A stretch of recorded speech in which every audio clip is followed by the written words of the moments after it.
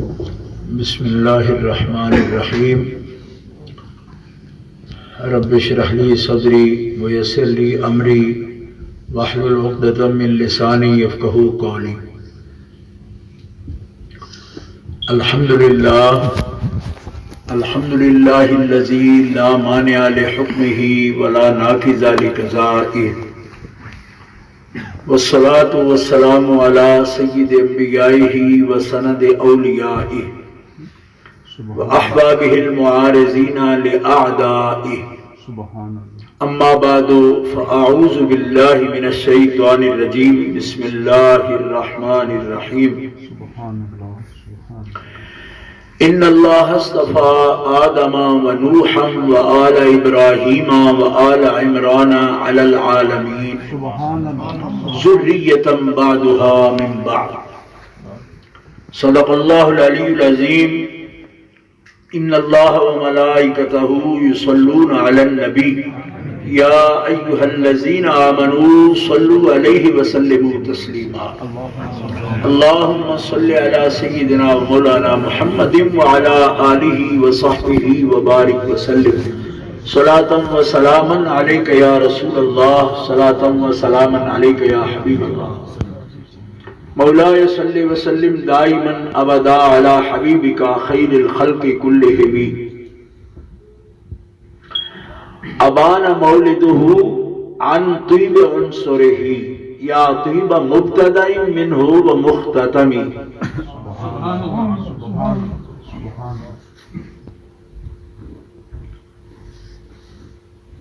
وبات ايوان كسرى وهو منصدع،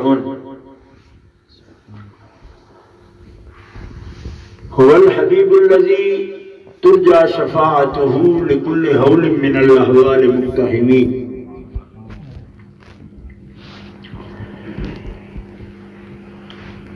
ثم الرضا عن أبي بكر وعن عمر وعن علي وعن عثمان ذي الكرم والآل والصحب، ثم التابعين لهم أهل التقى والنقى والحلم والكرم۔ اللہ تعالی جل جلالہ وعم نوالہ وعظم شانہ واتم برہانہ کی حمد و ثنا حضور قائد المرسلین سید النبیین سید العالمین امام الاولین والآخرین جناب محمد مصطفیٰ احمد مجتبیٰ صلی اللہ تعالی علیہ وآلہ وصحبہ وبارک وسلم کی بارگاہ اقدس میں درود و سلام ہدیہ کرنے کے بعد، برادران اسلام، اس جامع مسجد میں ربیع الاول شریف کے مبارک مہینے میں یہ نہایت متبرک مبارک محفل انعقاد پذیر ہے، اور یہ مبارک اور متبرک محفل حضور نبی کریم رؤوف الرحیم علیہ التحیۃ و تسلیم آپ کے ذکر پاک اور میلاد پاک کی خوشی کے لیے منعقد کی گئی، اور وسیلہ اور ذریعہ دعا کا ایصال ثواب والد بزرگوار حضرت علامہ مولانا محمد ساجد شامی صاحب حافظہ اللہ تعالی الحاج لیاقت علی صاحب کے لیے، جو اس مسجد شریف میں ایک عرصہ دراز تک انتظامیہ میں شامل تھے اور خدمت کرتے رہے، دینی امور میں زندگی بھر بڑھ چڑھ کر حصہ لیتے رہے، اور علامہ ساجد علی شامی صاحب ان کے دیگر برادران اعزاء اقربا سب موجود ہیں، لیکن اللہ تعالیٰ نے اس نوجوان عالم دین کو برطانیہ میں اور سیریا میں، ملک شام میں کئی سال تک علم دین پڑھنے کا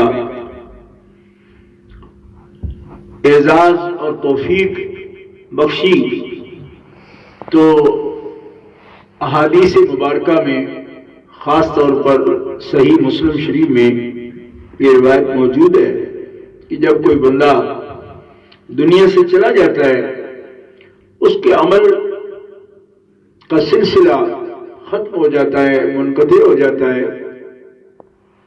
لیکن جس کے صدقات جاریہ ہوں، نیک اولاد ہو، جس کے پاس علم و عمل ہو، تو وہ اپنے والدین کے لیے، دنیا سے جانے والوں کے لیے صدقہ جاریہ بن جاتے اور ان کا اعمال کا سلسلہ ختم نہیں ہوتا۔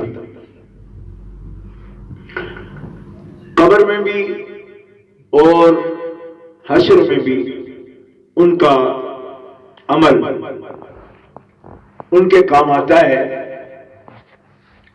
اور صدقہ جاریہ بن جاتے ہیں۔ اسی طرح نیک والدین جو ہیں وہ اولاد کے لیے بھی آخرت میں نہ صرف بخشش کا ذریعہ بن جاتے ہیں، بلکہ اگر اولاد ایمان میں ان کی متبع رہے، یعنی جیسا ایمان بزرگوں کا تھا ایسا ہی ایمان رکھے، تو رب تبارک و تعالیٰ جل شانہ نہ صرف اولاد کے اعمال اگر بد بھی ہوں تو انہیں معاف فرماتا ہے، بلکہ والدین کی نیکی کا صدقہ اللہ تعالیٰ انہیں جنت عطا فرماتا ہے۔ سبحان اللہ۔ یہ دو طرفہ تعلق ہے، اولاد نیکی کرے تو والدین کو اللہ تبارک و تعالیٰ اجر عطا فرماتا ہے، اور والدین نیک ہوں اور اولاد میں کوئی کمی ہو، لیکن قرآن پاک میں آتا ہے وَاتَّبَعْتُهُمْ ذُرِّيَّتُهُمْ بِإِيمَانٍ، کہ ان کی اولادیں ایمان میں متبع ہوں، ایمان میں اتباع کریں اپنے والدین کی، ایمان ان جیسا رکھیں جیسے ان کے آبا کا تھا۔ تو اللہ فرماتا ہے الحقنا بہم ذریتہم، ان کی اولادوں کو دن قیامت کے میں ان سے ملا دوں گا، وہ جنت میں ہوں گے تو جنت میں ان سے ملا دوں گا۔ سبحان اللہ۔ اور یہ سوال بھی پیدا ہوا، ایک صحابی عرض کرتے ہیں، یہ مشکات شریف کے اندر روایت موجود ہے اور بھی احادیث کی کتابوں میں موجود ہے، یا رسول اللہ اگر ان جیسے ان کے اعمال نہ ہوں، دون ہوں، بلکہ حدیث میں لفظ ادون ہے، یعنی بہت ان سے گھٹے ہوئے اعمال ہوں، ان کے ان جیسے اعمال پورے نہ ہوں، پھر بھی ملا دے گا؟ فرمایا ہاں، اس لیے کہ یہ جو بخشش سے مل رہی ہے نا، یہ اس کے عمل کی وجہ سے نہیں ہے، والدین کے عمل کی وجہ سے ہے۔ تو اہل جنت میں ایسا کوئی نہیں کہ کوئی خواہش کرے تو رب پوری نہ کرے۔ تو ہر مومن کے دل کے اندر یہ خواہش تو ضرور ہوتی ہے کہ میں اگر آرام میں ہوں، نعمت میں ہوں، تو میری اولاد بھی نعمت میں ہو۔ فرمایا جنتی جب یہ خواہش کرے گا کہ مالک کچھ غلطی بھی کرتے ہوں گے لیکن اولاد ہے، میں یہاں نعمت میں ہوں، میں ان کے لیے تیری بارگاہ میں شفاعت پیش کرتا ہوں کہ تو ان کو ملا دے۔ فرمایا جنتی میرا تم سے یہ وعدہ ہے کہ فیہا ما تشتہی انفسکم، جنتی جو چاہیں گے ملے گا۔ سبحان اللہ۔ تیری سازوں کو بھی رد نہیں کیا جاتا، تیری ذریت کو اعمال میں تم سے کم بھی رہ گئے لیکن ایمان میں تیرے ساتھ رہے ہیں، لہذا ان کو بھی جنت میں جگہ تھا۔ سبحان اللہ، سبحان اللہ، سبحان اللہ۔ یہ قرآن پاک ہے، 28ویں پارے کی یہ آیت ہے جو میں آپ کے سامنے عرض کر رہا ہوں۔ اور جہاں تک اولاد کی نیکی کا تعلق ہے، مشکات شریف کے اندر یہ روایت پاک بھی موجود ہے کہ جس میں رسول پاک فرماتے ہیں اگر ایک بچے کی ماں یا باپ یا دونوں دنیا سے اس کی موجودگی میں زندگی میں پردہ کر اور یہ بچہ ہر جمعہ کے روز ان کی قبر پر حاضری دیتا ہے اور سورہ یاسین شریف تلاوت کرتا ہے، اللہ تعالیٰ اس کے ماں باپ کی بخشش فرمائے گا۔ اور یہ اللہ تعالیٰ کا حکم کہ والدین سے احسان کرو، اس نیت سے ان کے لیے ایصال ثواب کرتا ہے اور جاتا ہے اور یاسین شریف پڑھتا ہے، تو رب تعالیٰ نہ صرف ماں باپ کو بخش دے گا بلکہ اس بچے کے اس احسان کے عمل سے اللہ تعالیٰ اس کی بھی بخشش فرمائے گا۔ اور یہ حدیث پاک کی کتاب السنن میں امام ابن نجار رحمۃ اللہ علیہ نے بسند صحیح نقل فرمائی، اور اس کے پہلے راوی حضرت مولا علی شیر خدا کرم اللہ تعالی وجہ الکریم ہے۔ سبحان اللہ۔ حضرت مولا پاک فرماتے ہیں مجھے رسول پاک نے ارشاد فرمایا، علی جو شخص بھی کسی مسلمانوں کے قبرستان سے گزرے، اہل اسلام کے قبرستان سے جو بندہ بھی گزرے اور اس نے قل هو اللہ احد شریف 11 مرتبہ پڑھی، اور پھر اس نے اس کا اجر، اس کا ثواب جتنے بھی اموات ہیں، جتنے بھی وہاں مدفون مومن ہیں، سب کی روحوں کے لیے اللہ کے حوالے کر دی کہ مالک میں نے یہ 11 مرتبہ پڑھا ہے، آپ اپنی شان سے عطا فرما دیں۔ سبحان اللہ۔ حضور فرماتے ہیں کہ مومنین کو یہ بتا دینا کہ آتاہ اللہ لعدد الاموات، ہر مردے کو اللہ تعالیٰ 11 قل کا ثواب بھی عطا فرماتا ہے، اور پڑھنے والے کو ہر میت کی طرف سے 11 کا ثواب عطا فرماتا ہے۔ سبحان اللہ۔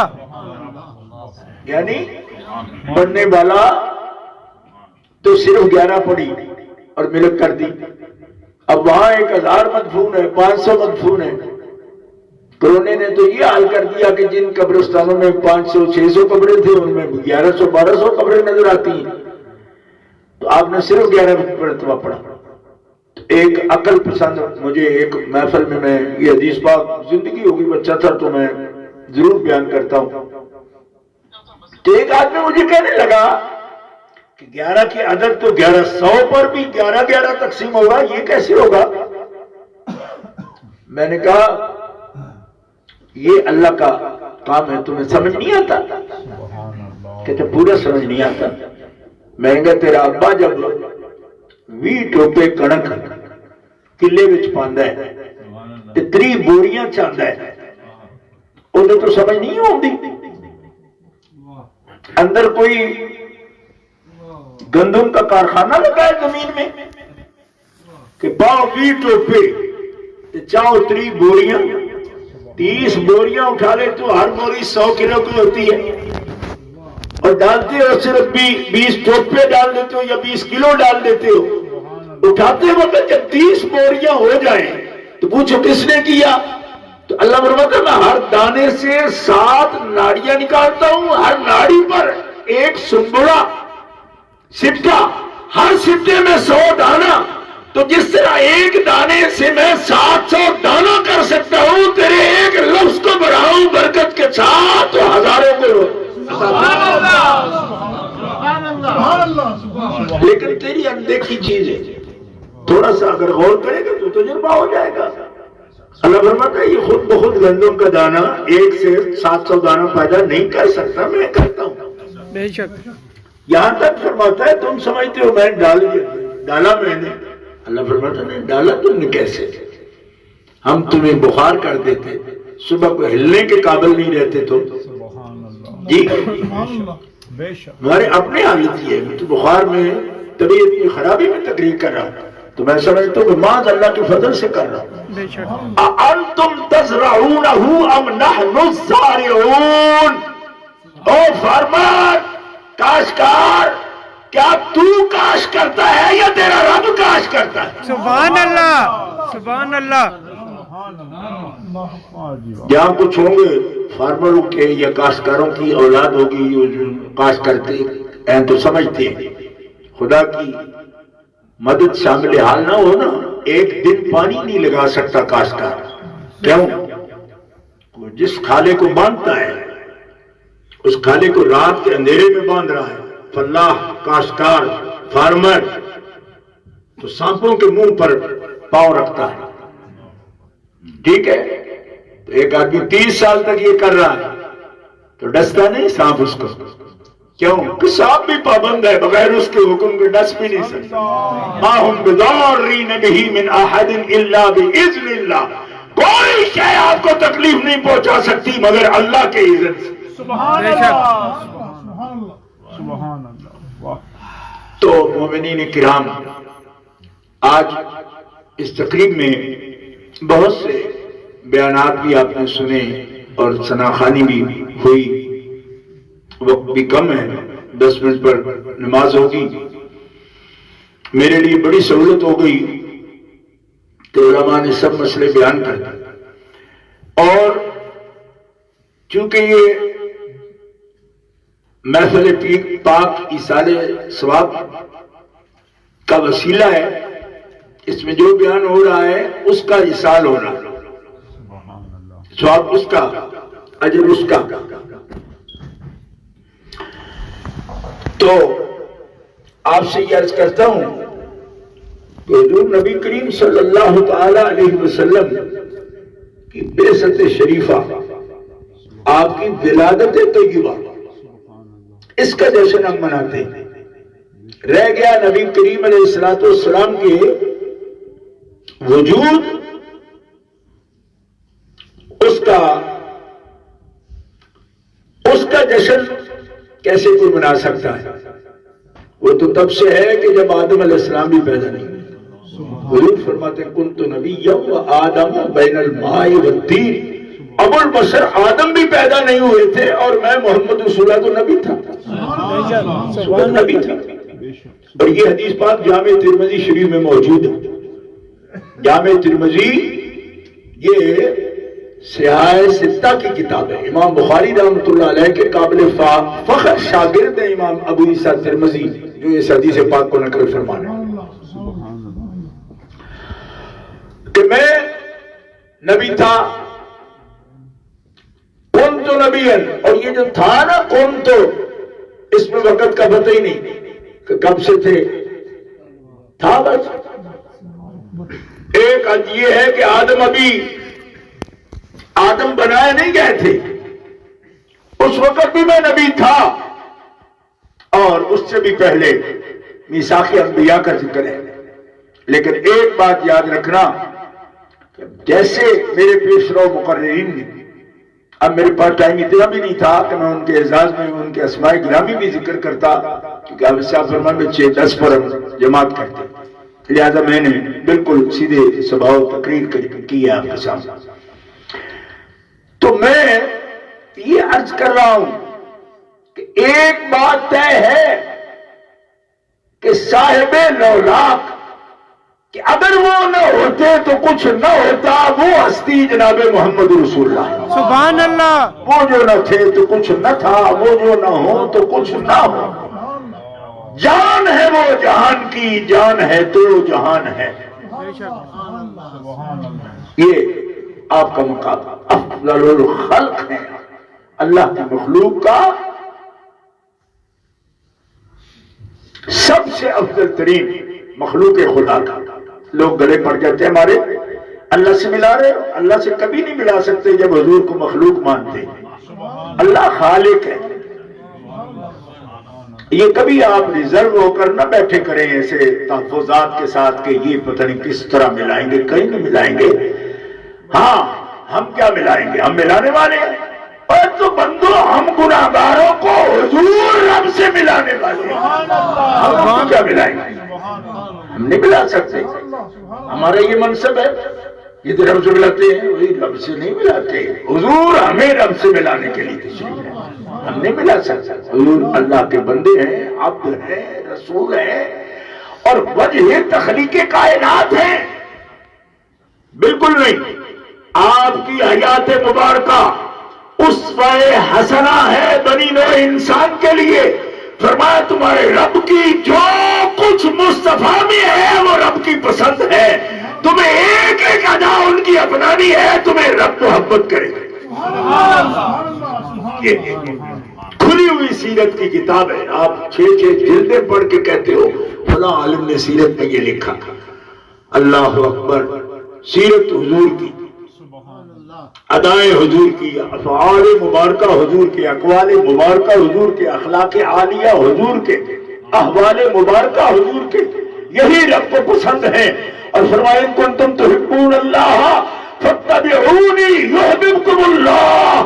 اور تم تو چاہتے ہو کہ اللہ سے تم محبت کرو اور سچے عاشق بن جاؤ رب کے. رب تمہیں چاہے گا اگر تم میرے محبوب کے رنگ میں رنگ جاؤ. سبحان اللہ. ان کے رنگ میں رنگ جاؤ. اور اہل اسلام اسی روشنی میں یہ بات حضور کی تعریف میں کہنا چاہتا ہوں کہ نبی کریم علیہ السلام کو اللہ تبارک و تعالیٰ نے وہ افضلیت، وہ مقام عطا فرمایا. کچھ لوگوں کا خیال ہے کہ ہمیں اس موقع پر صرف احکام کا ذکر کرنا چاہیے کہ دین کے حکم کیا ہے. دین کے حکم کی آیتیں قرآن میں 500 ہیں. 500 آیتیں احکام کی ہیں. اور 500 آیتوں کا بیان نہیں. ایک آیت کا بھی بیان مشکل ہوتا ہے جب منٹ 20 ہوں تو حکم سنانے لگیں گے تو 500 آیتیں. اس کے لیے ہمیں کوئی 6 مہینے آپ کی مسجد میں رہنا پڑے گا. ٹھیک ہے؟ اور رہیں گے انشاءاللہ.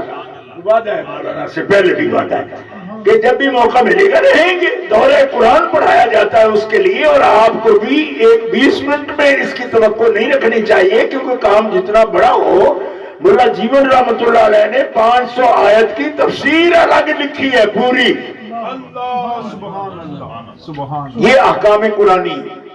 ٹھیک ہے؟ 500 احکام ہیں جو رسول پاک صلی اللہ علیہ وسلم نے امت کے لیے دیے. باقی نصیحتیں ہیں، قصے ہیں، مثالیں ہیں، بہت کچھ ہے قرآن میں. لیکن احکام کی آیت 500 ہے. تو اہل اسلام اتنے وقت میں یہی بتا سکتا ہوں، چوتھا منٹ شروع ہو گیا، کہ اللہ کے حبیب صلی اللہ تعالی علیہ وسلم کی افضلیت و محبوبیت کا یہ عالم ہے کہ حضور کی نسبت سے، تعلق سے جو بندہ ہے، جو شے ہے، جو زمانہ ہے، جو امت ہے، جو ہم نشین ہیں، ہم مجلس ہیں، جو اہل بیت ہیں، خاندان ہے، ہر ایک کو حضور کی وجہ سے اللہ رب العزت جل وعلا نے اعلیٰ اور خیر فرما دیا. سبحان اللہ. حضور کی شان کے لائق. دیکھو، اور یوں بھی نہیں کیا. دیکھو نا، ایک بندہ کا اعزاز ہوتا ہے کہ کوئی وہ درجہ حاصل کر جاتا ہے، اے جی یہ انہوں نے یہ ڈگری کر لی ہے، یہ پڑھ لیا ہے تو یہ اسسٹنٹ کمشنر بن گئے، یہ ڈپٹی کمشنر بن گئے. ان کا ڈپٹی کمشنر تو یہ ہے نا. اور ان کا دادا کیا ہے؟ ان کا دادا کچھ نہیں. دادا ہے بس، اور کچھ نہیں. ڈپٹی کمشنر کا دادا ہے. ٹھیک ہے؟ وہ اپنے ماحول میں جیسا تھا اس کے تو دادے کو اس وقت پتہ بھی نہیں ہوگا بھائی یہ کر جائے گا، یہ ڈپٹی کمشنر بن جائے گا. ٹھیک ہے؟ لیکن فرمایا ہم نے ایسا نہیں کیا.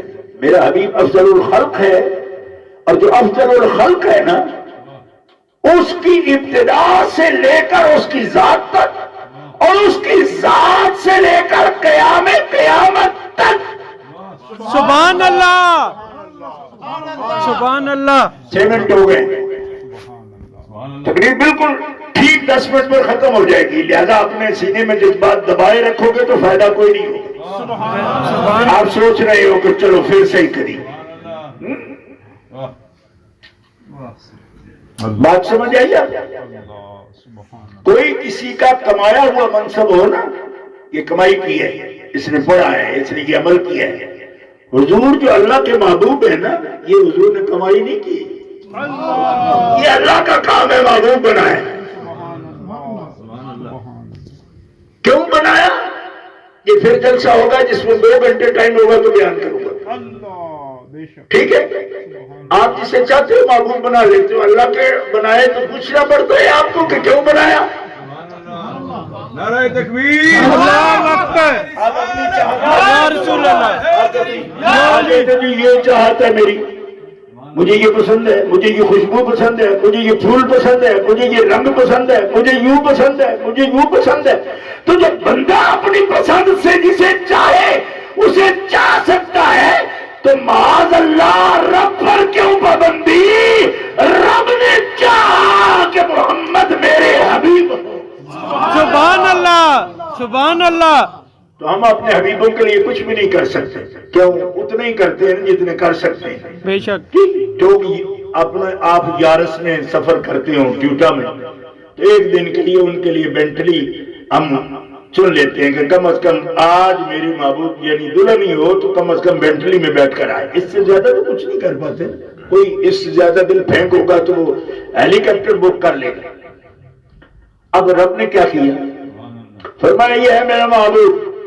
آدم علیہ السلام سے لے کر اس کے باپ عبداللہ تک نہ تو ہم نے اس کا نور کسی کافر کے پاس رکھا، نہ اس کا نور کسی بدعمل کے پاس رکھا، نہ اس کا نور ہم نے کسی ایسے سے پاس رکھا کہ جس سے نسب کسی کا بلند کیا.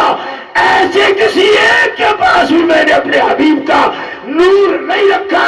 جس کے پاس میں نے اس کا نور رکھا اس کے نسب و حسب کو میں نے ساری عالمین میں سب سے بلند فرمایا. سبحان اللہ، نعرہ تکبیر، یا رسول اللہ، یا رسول اللہ، یا رسول اللہ، میلاد النبی زندہ باد، عید میلاد النبی زندہ باد. لوگ ہم پر غصہ کر لیتے ہیں. آپ بات آگے کر کے بیان کر رہے ہیں، بڑھا کر کے کر رہے ہیں. نہیں، بڑھا کر کے نہیں کرتے. کیوں؟ اس واسطے کہ ہم بھاگ نہیں سکتے. ہم لوگ بھاگ نہیں سکتے. ٹھیک ہے، بڑھا کے وہ بات بیان کریں گے بھاگ جائیں. ہم کہاں جائیں گے؟ ہمارا تو مرنا جینا سنیوں کے ساتھ ہے. ہم کہاں جائیں گے؟ اس لیے بڑھا کے بات نہیں کرتے. ایک عالم دین ہے، دنیا سے گئے، دوسرے مکتبہ فکر سے ان کا تعلق تھا. ایک جگہ جمع تھے، بڑے بڑے علماء تھے، یعنی علم والے، بڑی بڑی تفسیریں لکھی. مکتبہ اپنا اپنا تھا ان کا، لیکن تھے نامور لوگ سارے. میں اگر ان کے نام آپ کو ذکر کروں تو فوراً آپ کو سمجھ آ جائے گی. بڑے بڑے لوگ ہیں، 22 جلدوں میں 11 جلدوں میں تفسیریں لکھی ہیں قرآن. ایسے بڑے لوگ بیٹھے ہوئے. تو ایک عالم سے ہمارے سنی عالم دین، وہ میرے دادا استاد ہیں، انہوں نے فرمایا مولانا آپ نے اپنی ایک کتاب میں یہ لکھا ہے کہ نبی اللہ کا جو نبی ہوتا ہے، 10 منٹ، اللہ کے جو نبی ہوتا ہے، اب بلا تبصرہ بات چھوڑ دوں گا، لہذا بالکل ایک عرب کی ادھر ادھر نہ جانے دینا ورنہ آپ نقصان میں رہیں گے. اللہ کا جو نبی ہوتا ہے وہ ساری دنیا سے اس کا نسب بلند ہوتا ہے. یہ آپ نے لکھا ہے. تو انہوں نے کہا جی میں نے لکھا ہے، اور اس حدیث کے تحت لکھا ہے کہ جس میں رسول پاک فرماتے ہیں کہ اللہ کا نبی ذی حسب و نسب ہوتا ہے. آپ نے فرمایا یہ بات ٹھیک ہے، لیکن آگے پڑھو نا، ساری دنیا میں نہیں، جس قوم میں مبعوث ہوتا ہے، کیونکہ وہاں لفظ ہے ذالک تبعثوا باحساب قومہم. جس قوم میں اللہ کا نبی مبعوث ہوتا ہے اس قوم میں اس کے بڑھ کر کسی کا نسب نہیں ہوتا. انہوں نے کہا اچھا ہاں، یہ معنی میں مجھ سے غلطی ہوئی کہ میں قوم کا حوالہ دینے کی بجائے دنیا کا دے گیا. فرمایا غلطی آپ سے جو ہوئی نا وہ چھوٹی نہیں. انہوں نے کہا اچھا اس سے کیا نقصان ہوتا ہے؟ میں تو ایسے ادب میں ہی لکھا. فرمایا اس میں نقصان یہ ہے کہ حضرت اسماعیل علیہ السلام سے لے کر حضرت عبداللہ تک، یعنی جناب محمد مصطفیٰ کے اب قریب حضرت عبداللہ تک، اسماعیل علیہ السلام کی اولاد میں نبی نہیں ہوئے. حضور نبی ہوئے، یعنی کنانہ، قریش، ہاشم، بنو ہاشم، ان میں اور نبی نہیں۔ انہوں نے کہا یہ ٹھیک ہے۔ فرمایا جب یہ تھے، حضور کا نسب ساری دنیا سے بلند ہے، اور اسماعیل علیہ السلام سے لے کر حضور تک اور انبیاء نہیں ہیں، تو بنو اسحاق میں، بنو اسرائیل میں انبیاء تھے۔